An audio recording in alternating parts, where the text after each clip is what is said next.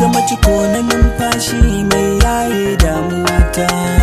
Samin ki a cikin rayuwata shine karuwata.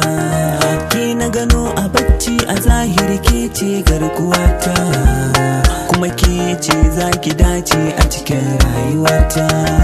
Ke ce madubi in ta hana habiti, ki amshi makulli na dukkan rayuwata.